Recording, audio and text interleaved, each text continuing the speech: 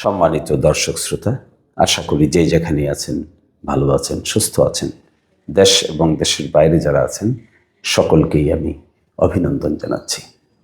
আজকে আমার এই ভিডিওটির মূল উদ্দেশ্য হল যুক্তরাজ্যের ম্যানচেস্টার সিটি থেকে বাংলাদেশে সিলেটে সরাসরি যে ফ্লাইট ছিল সেটি বন্ধ করার জন্য সরকার সিদ্ধান্ত নিয়েছে 1 মার্চ থেকে। একই সাথে বাংলাদেশের সরকার এই সিদ্ধান্ত নেওয়ার পর বেশ অসুবিধা দেখা দিয়েছে।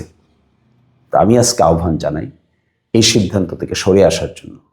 এই সিদ্ধান্ত থেকে সরে না আসলে সিলেটগামী যাত্রীদের এবং সিলেট থেকে ম্যানচেস্টারগামী যাত্রীদের জীবনে একটি বিপর্যয় হবে। ইতিমধ্যে অনেক লোক বাংলাদেশে এসেছেন, তারা উইন্টার এখানে কাটাবেন, কিন্তু তারা সময় মতো যদি ফিরে যেতে না পারেন তাহলে তাদের স্বাভাবিক জীবনযাত্রা ব্যাহত হবে।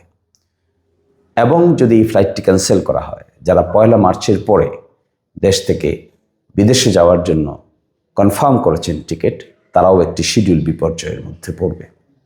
এই জন্য আমি বাংলাদেশের সরকারকে বলবো, যেই 12 ফেব্রুয়ারির পরে ক্ষমতায় আসুক না কেন, রাষ্ট্র পরিচালনা করার সুযোগ পাক না কেন, এই ম্যানচেস্টার থেকে সরাসরি সিলেটে আসার যে রুট আছে এটিকে চালু রাখতে হবে।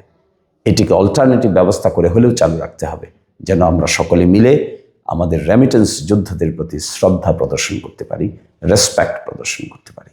বিজনেস ভায়াবল হয় কি হয় না সেটিও অ্যাসেস করে অল্টারনেটিভ রুট আবিষ্কার করা প্রয়োজন বলে আমরা মনে করি। এই জন্য আমি আহ্বান জানাবো, যারাই আছেন, যেখানেই আছেন, যে অবস্থায় আছেন, সকলের আমাদেরকে সম্মিলিতভাবে কাজ করতে হবে। I will ask the government specifically to cancel the decision taken already.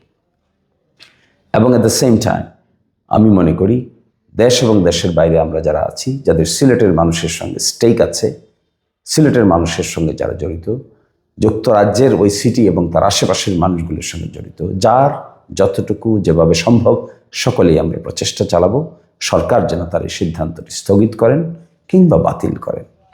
So I am requesting the interim government, please review your decisions already taken. At the same time, all stakeholders should come together to discuss and decide that we have to cancel the decision taken by the interim government. If the interim government does not change their decision already taken, that would be detrimental to the people who are expatriate Bangladeshis, specifically whose original motherland is in Sylhet area, Sylhet, Sunamganj, Habiganj and Maulabibazar. So my request to each and everyone, let's work together to cancel the decision or to postpone the decision, and that would be ultimately beneficial to the Sylheti people. So this is my call to all stakeholders. Let's work, let's decide, and let's manage, convince the government that this is a beneficial decision for the expatriate Bangladeshis. That's all today. Thank you, and thank you everyone.